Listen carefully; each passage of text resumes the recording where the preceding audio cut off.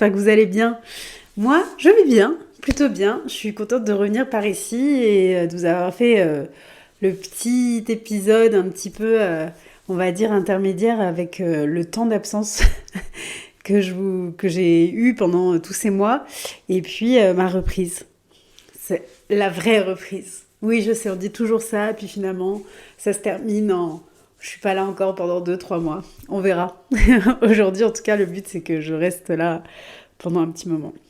Alors, qu'est-ce que ce concept d'équilibre intérieur? Parce que c'est très dans l'air du temps, on va dire. On l'entend quand même à toutes les sauces. Mais cet état d'équilibre intérieur, c'est quand même un état de base qu'on a tous envie de vivre à un moment donné. C'est-à-dire être aligné entre notre corps, notre esprit, notre cœur et notre mental en fait. Donc cette idée d'équilibrer ça, c'est cette notion de se sentir aligné entre tous ces aspects de notre vie, tout en arrivant à prendre de la hauteur et prendre du recul sur justement ce monde dans lequel on vit qui, dans notre quotidien, nous amène à vivre beaucoup de stress, à vivre quand même pas mal de bruit, on va dire, environnant tout le temps, et à la fois de surconsommation, de surexposition à plein de choses qui ne nous font pas forcément du bien, et qui demandent aussi une exigence avec soi. Donc clairement, l'objectif de cet épisode, c'est de pouvoir vous donner, te donner, c'est vrai que j'aime bien tutoyer moi. J'aime bien tutoyer comme ça. Cet épisode, tu vas le sentir rien que pour toi. J'ai toujours fait ça, donc c'est vrai que je ne vais pas commencer à vous voyer. Reprenons les bases. Parce que là, je m'adresse à toi qui me regarde ou qui m'écoute.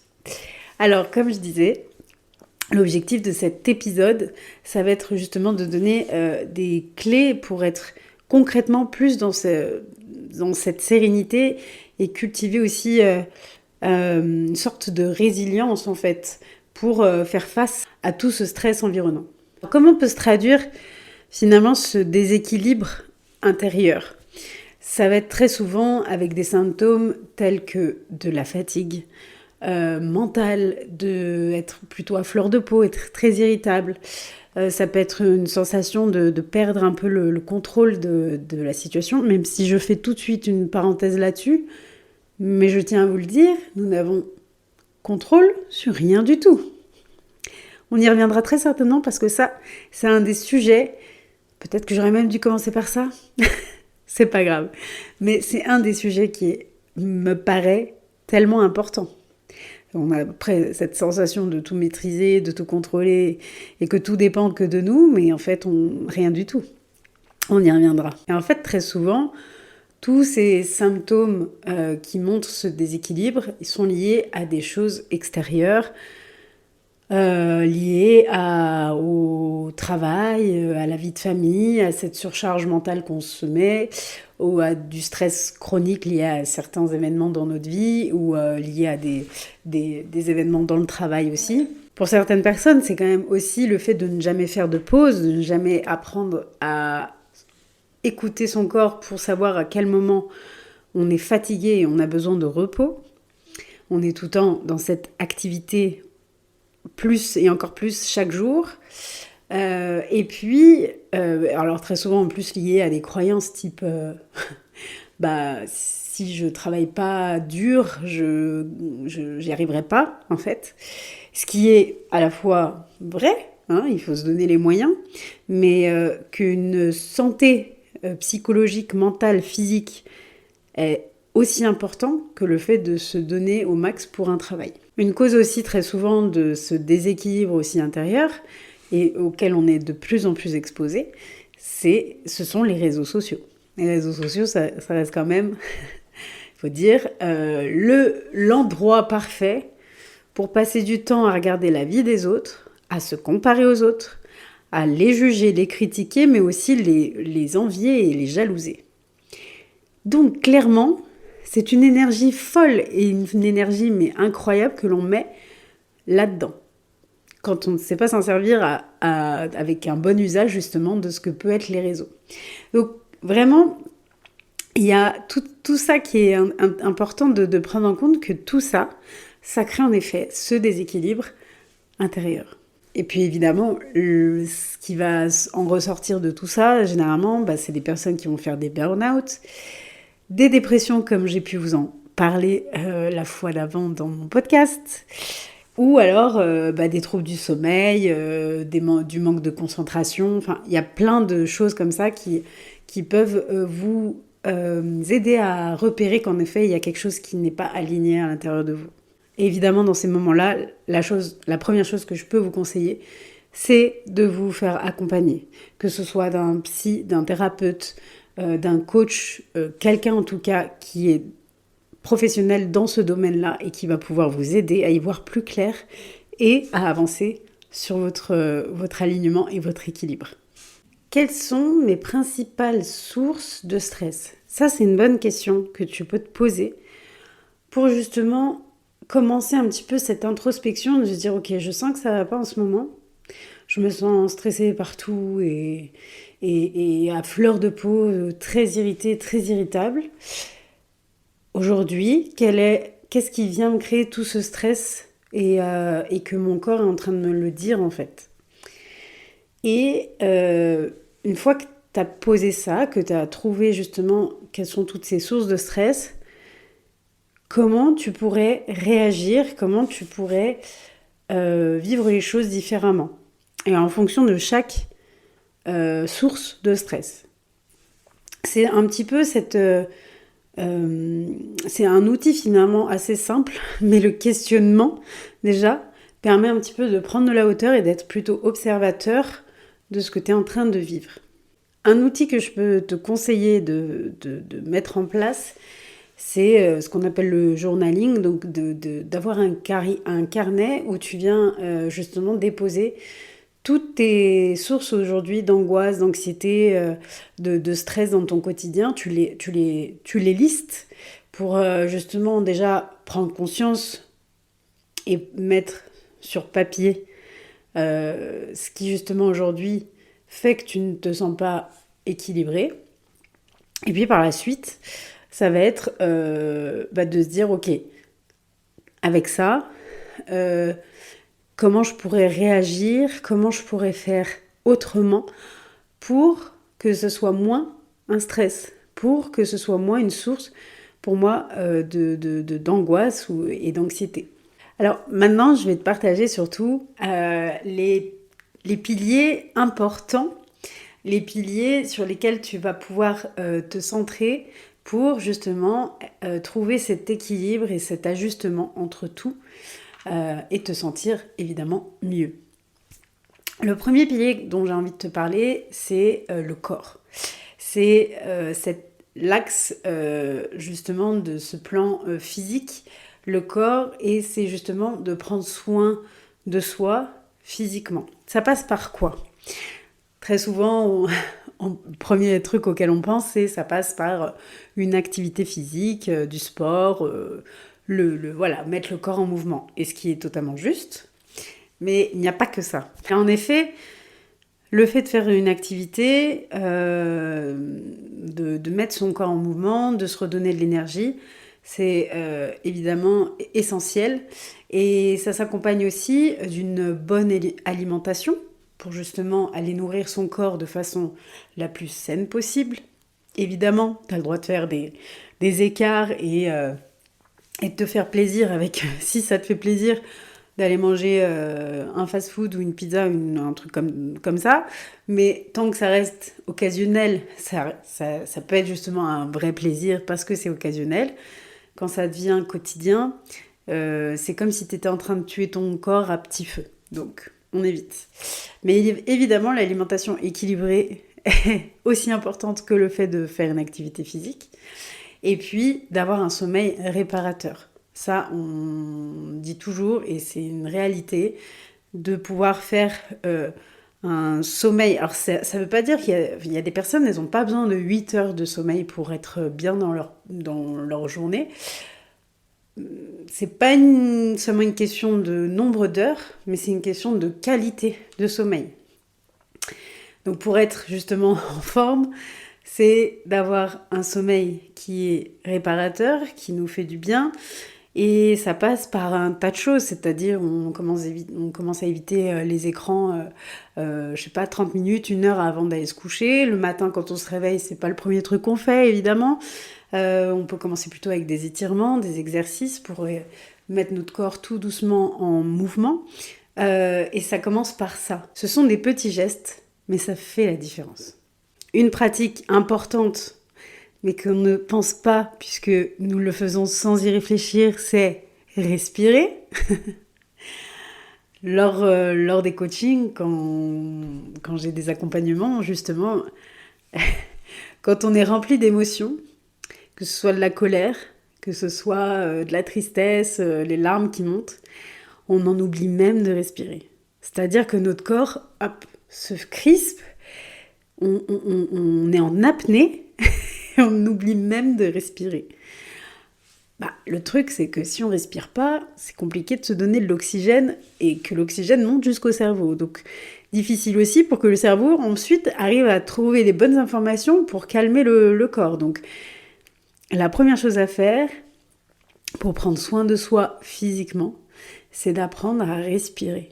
Et c'est d'avoir des temps, même dans la journée, de relaxation en respirant. Et ça, je te donnerai quelques exercices dans un petit format de vidéo très prochainement. Deuxième pilier, ça va être l'esprit. Donc cet axe-là aussi a son importance. L'esprit, c'est quoi ? C'est nos pensées, c'est nos réactions, c'est tout ce qui est en lien avec la gestion justement de notre mental en fait. Donc, cultiver justement la gratitude. Vous verrez que ça va changer vos pensées. Très souvent, on ne s'aperçoit pas, et heureusement qu'on pense. On pense tout le temps. C'est pas qu'on ne s'aperçoit pas, c'est que on a, je sais plus combien de pensées par seconde, et heureusement qu'on ne s'aperçoit pas de ça, parce que je pense qu'on serait sur les rotules.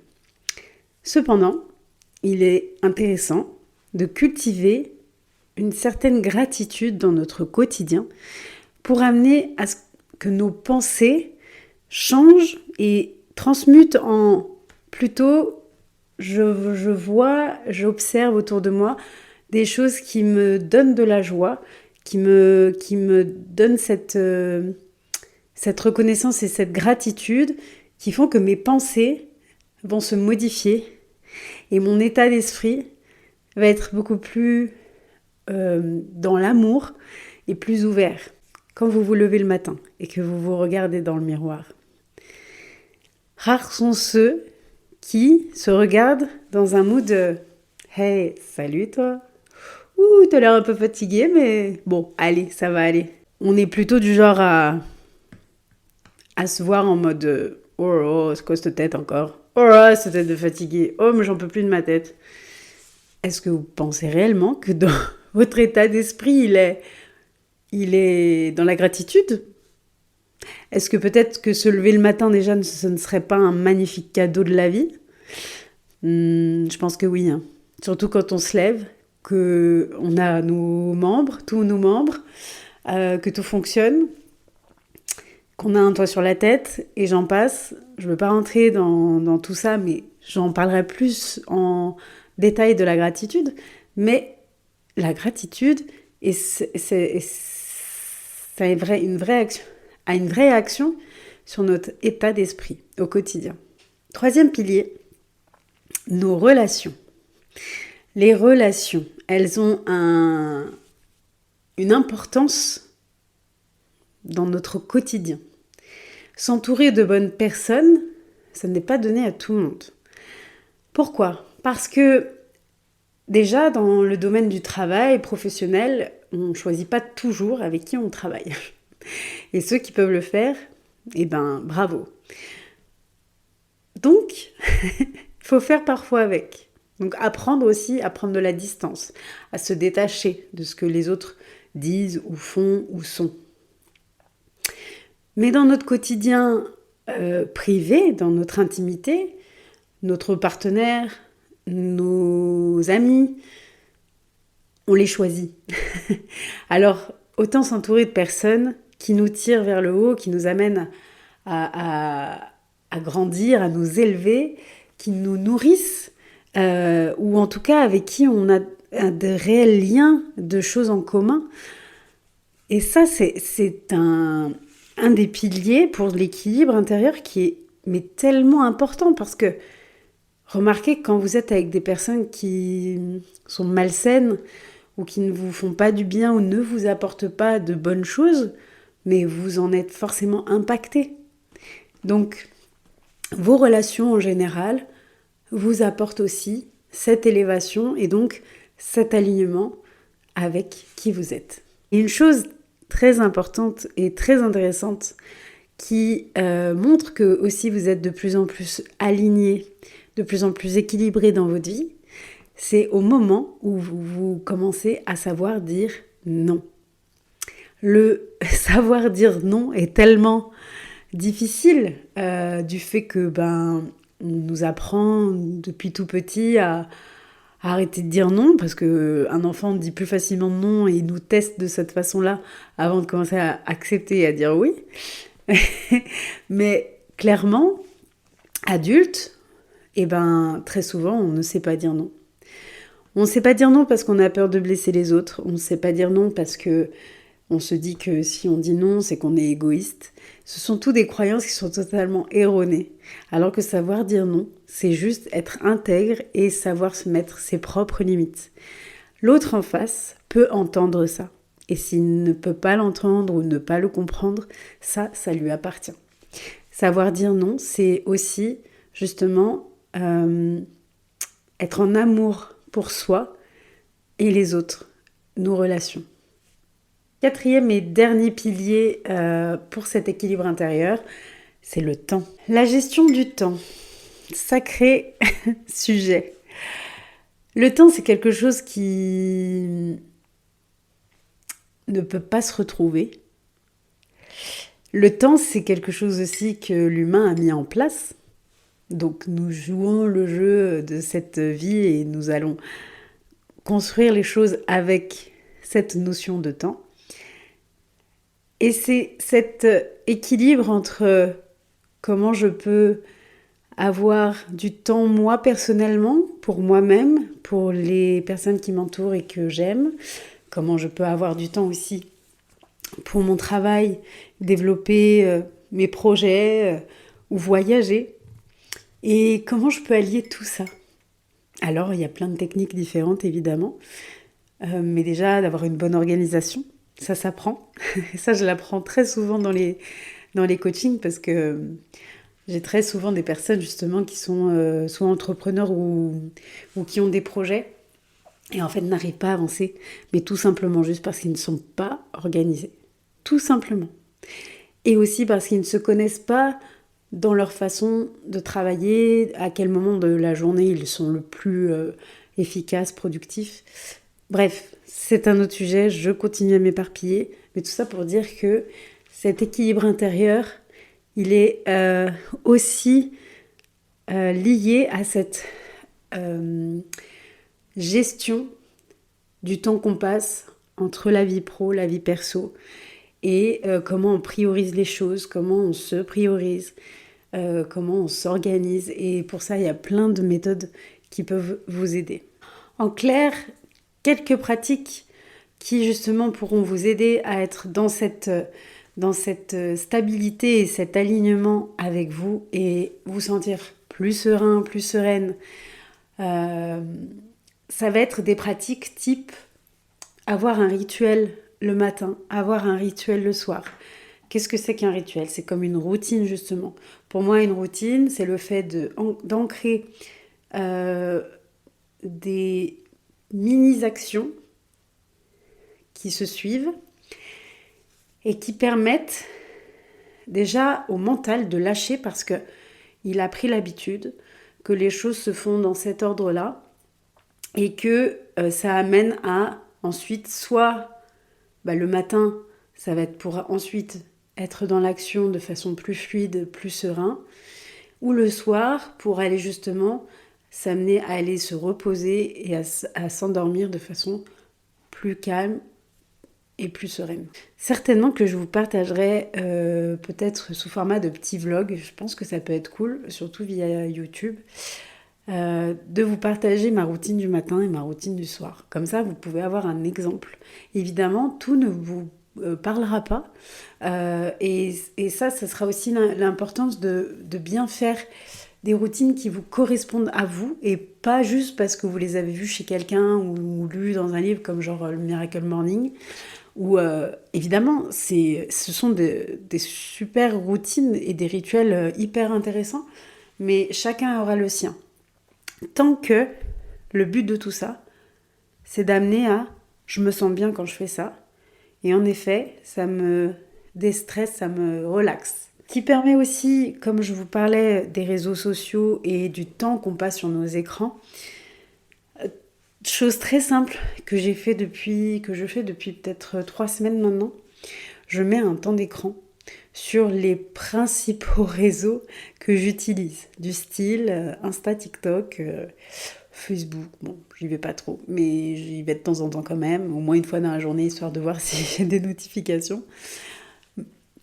Et en fait, sur ces principaux réseaux où je pourrais passer énormément de temps, j'ai mis que j'ai le droit à 1 heure par jour sur ces 3-là.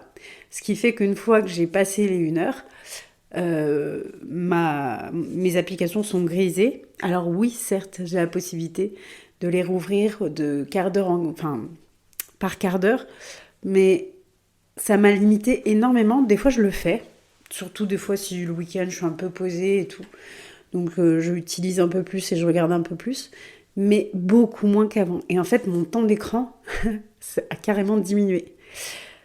YouTube, je le fais pas parce que YouTube, déjà, j'utilise YouTube Musique, donc pour la musique, donc comme ça, j'écoute dans la journée, je mets sur mon ordi.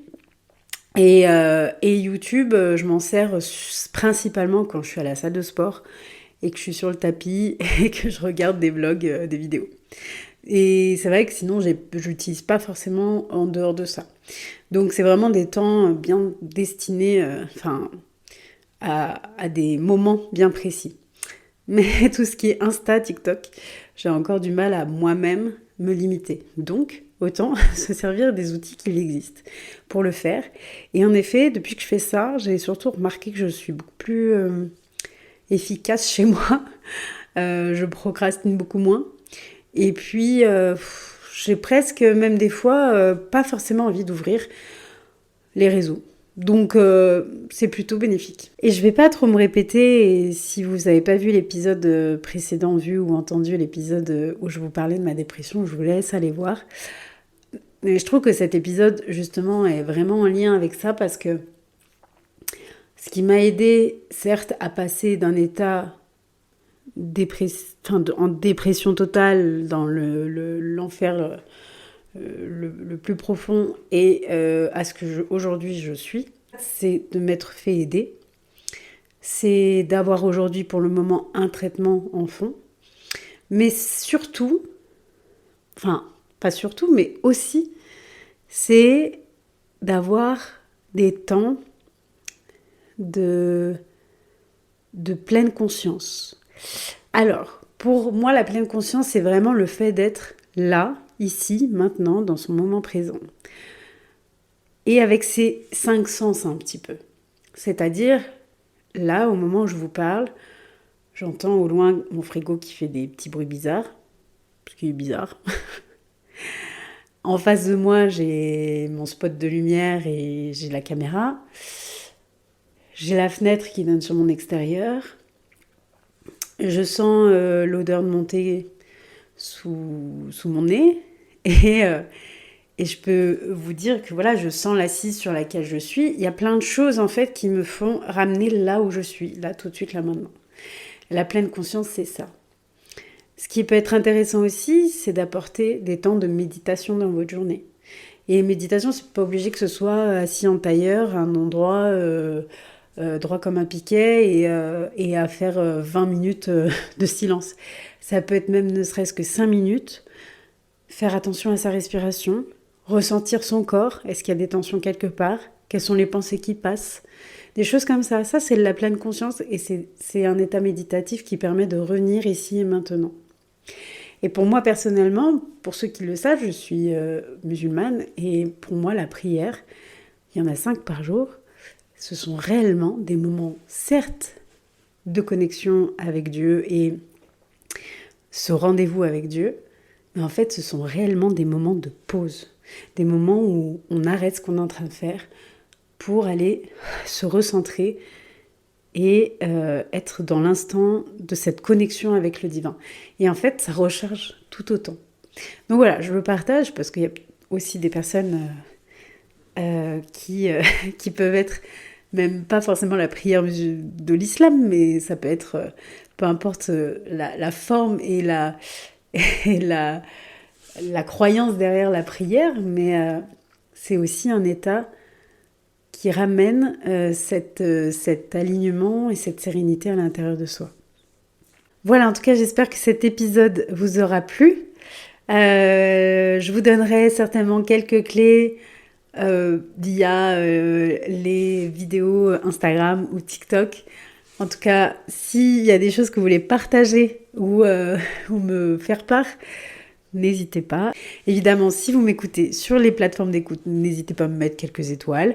Et puis sur YouTube, n'hésitez pas non plus à me mettre des commentaires. J'y répondrai avec grand plaisir. À bientôt, je vous souhaite plein de good vibes.